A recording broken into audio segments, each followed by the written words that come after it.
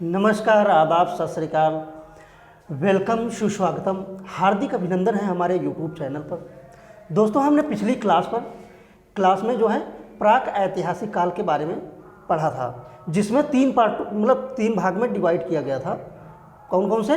तो पाषाण काल, और उसके बाद जो है मध्य पाषाण काल, उसके बाद नवपाषाण काल। इन तीनों के बारे में हमने डिटेल से पढ़ लिया था। अब हम उसके आगे जो है पढ़ते हैं, एक वृहत्त पाषाण काल आता है। क्या आता है? वृहत्त पाषाण काल। वृहत्त पाषाण काल में हम देखते हैं तो इसमें बेसिकली जो है मृत शरीर को दफनाकर, मृत शरीर को जब मृत मर जाते थे तो उसको दफनाकर जो है ऊपर पत्थर रख दिए देते थे। क्या रख देते थे? पत्थर रख देते थे। ठीक है। और यहाँ से जो है रागी तथा धान के साक्ष्य मिले हैं। किसके साक्ष्य मिले हैं? रागी और धान के साक्ष्य मिले हैं। अब रागी एक प्रकार जो है सरसों जैसा होता है, रागी उसको कहते हैं। ठीक है। जैसे इस तरीके से आप लोग स्ट्रक्चर अगर बना लेंगे तो आराम से याद हो जाएगा। जैसे ये पत्थर हैं, ठीक, और जब मर जाता था, ठीक है, तो उसको इस तरीके से दफना देते थे। ठीक है, मतलब उसके ऊपर जो है उसके ऊपर पत्थर रख देते थे। तो अब हम देखते हैं स्थल के बारे में देखते हैं, कहाँ कहाँ से क्या क्या चीज़ें मिली हैं। ठीक है। तो ये कर्नाटक में जगह हैं मास्की, ब्रह्मगिरी और संगनकल्लू और पिकलीहल। अब यहाँ से क्या क्या साक्ष्य मिले हैं? तो यहाँ से जो है मोस्ट इम्पॉर्टेंट ये है, देखो मास्की पर मोस्ट इम्पॉर्टेंट लगा दो, ये क्वेश्चन इसमें कहीं कहीं पूछ लिया जाता है। ठीक है। और ये एक संगनकल्लू है। संगनकल्लू की यहाँ से जो है राख के ढेर और पशुपालन मिले हैं। क्या मिला है? राख के ढेर और पशुपालन मिले हैं। और उसके बाद हम देखते हैं कैलकुलिथी एरा। ठीक है, ताम्र पाषाण काल जिसे कहते हैं, कैलकुलिथ एरा के नाम से जानते हैं। ठीक है।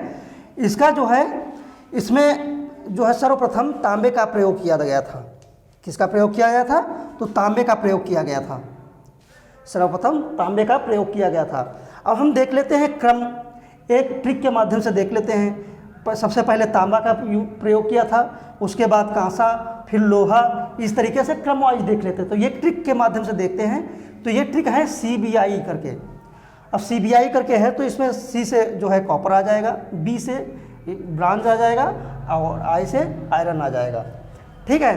तो इस तरीके से हम याद कर लेंगे, और साथ साथ में आप लोग नोट करते अवश्य रहिएगा।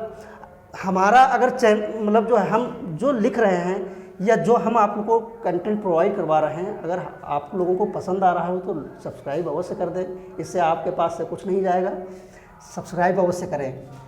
तो अब हम देखते हैं अगला। उसके बाद ये हमने देखा जो है मालवा, उसके ताम्र पाषाण काल के बारे में। ठीक है, ताम्र पाषाण काल के बारे में देखा हमने कि तांबे की खोज की गई थी सर्वप्रथम। ठीक है, उसमें अब हम देखते हैं ताम्र पाषाण की सबसे पहले जो है कहाँ पर साक्ष्य मिले थे सर्वप्रथम। ठीक है, तो कुछ संस्कृतियाँ हैं, ठीक है, जो मोस्ट इम्पॉर्टेंट हैं, उनके बारे में हम देखते हैं। अब सबसे पहले आता है मालवा संस्कृति। ये एक बहुत इम्पॉर्टेंट है। ठीक है, आप लोग साथ साथ में नोट करते रहें। मालवा संस्कृति ये 5000 BC के आसपास जो है मिली थी। ठीक है। यहाँ पर जो है ताम्र पाषाण का प्रथम साक्ष्य प्राप्त हुआ है, और ताम्र पाषाण का प्रथम साक्ष्य मिला है, और साथ में जो है चरखे और तकलियाँ मिली हैं। क्या मिली हैं? चरखे और तकलियाँ। अब चरखे तो आप लोग जानते ही हैं, जैसे गांधी जी का चरखा सूत काटते थे उससे। ठीक है। अब तकलियों का क्या प्रयोग था? ठीक है, तो ये भी एक सूत को जो है बुनने वाला ही एक प्रकार की तकली थी। ठीक है, इससे सूत ही मतलब सबसे पहले धागे बुनते थे, तो जो है इसी से निकालते थे। तो ये दोनों जो है इससे सूत काटते थे। अब हम देखते हैं गणेश्वर संस्कृतियाँ। दूसरे नंबर पर है गणेश्वर संस्कृतियाँ। तो इसमें जो है राजस्थान की बनास नदी पर ये स्थित होने के कारण इसे बनास संस्कृत के नाम से भी जानते थे। जो है इसी के नाम से जानते थे। ठीक है। और हम अब देखते हैं आहार संस्कृति। इसे आहार संस्कृत भी कहीं कहीं मतलब आ जाता है, क्वेश्चन में अगर आ जाए आहार या आहार, दोनों में से कोई एक आ जाएगा, तो आप कोई भी टिक कर सकते हैं। तो उसके बाद हम देखते हैं जो है इसमें राजस्थान में स्थित हड़प्पा के समकालीन तांबे के भंडार मिले हैं। किसके भंडार मिले हैं? तांबे के भंडार मिले हैं, जिसे ताम्रवती भी कहते थे। और यहाँ पर जो है गिलुंड, इसे गिलुंड संस्कृत के केंद्र भी माना जाता था। गिलुंड जो था एक स्थान था, इसे संस्कृत का केंद्र माना जाता था। समझ रहे हैं? और उसके बाद हम देखते हैं जोरवे संस्कृत। क्या है? जोरवे संस्कृत बहुत इंपॉर्टेंट है। इसमें जो है महाराष्ट्र, ये महाराष्ट्र में स्थित है। कहाँ पर स्थित है? महाराष्ट्र में। और यहाँ पर मृतकों को जो है फर्श के नीचे दबा देते थे। जो है जब जो है मृत्यु हो जाती थी तो फर्श के नीचे उत्तर दिशा से मतलब दफना देते थे, उत्तर दिशा में रख के उसको दफना देते थे। ठीक है? और मतलब उसके साक्ष्य यहीं से प्राप्त हुए हैं। किससे? जोरवे संस्कृति से। बहुत इंपॉर्टेंट है। और इसके हम देखते हैं अब स्थल के बारे में। स्थल में जो है दायमाबाद, ठीक है, दायमाबाद गांव एक था, मतलब दायमाबाद एक स्थान था, वहाँ पर एक गांव था। और ये कहाँ पर है? तो महाराष्ट्र में था। यहाँ पर जो है मातृ देवी की प्रतिमा मिली है। वह साथ में ही 5 कमरों का एक मकान मिला था साथ में। ओके। और तांबे का रथ एक मिला था।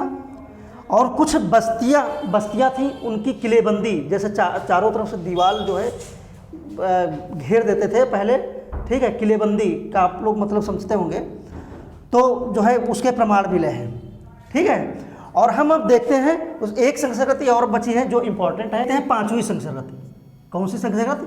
5वीं संस्कृति देखते हैं। तो यह है कायथा संस्कृति। ये इम्पोर्टेंट है। यह मध्य प्रदेश में पड़ती है। कहाँ पर पड़ती है? तो मध्य प्रदेश में पड़ती है।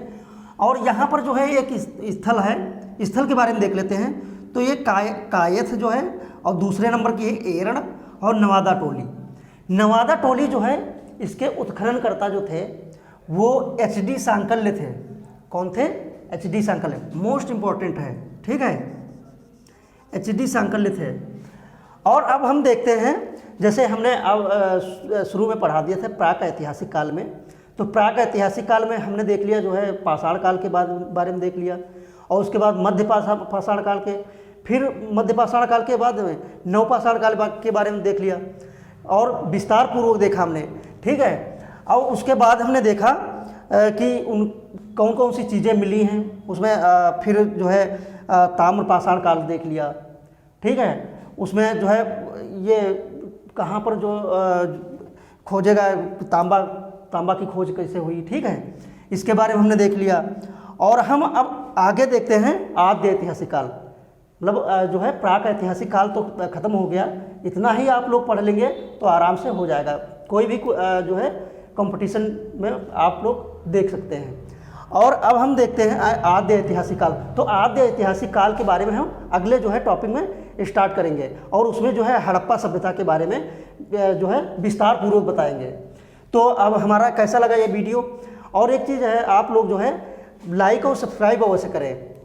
ठीक है? क्योंकि आप लोग देख लेते हैं लेकिन लाइक नहीं करते हैं। लाइक कर दिया करें और कमेंट भी किया करें। और साथ में हमारा जो है टेलीग्राम पर जुड़ जाइए, इसमें कुछ क्वेश्चन डलवाए जाते हैं, तो साथ साथ में करते रहेंगे तो आसानी से आप लोग मतलब याद हो जाएगा। ठीक है? तो कैसा लगा हमारा ये वीडियो? अच्छा लगा हो तो लाइक करें, कमेंट करें और सब्सक्राइब करें। धन्यवाद।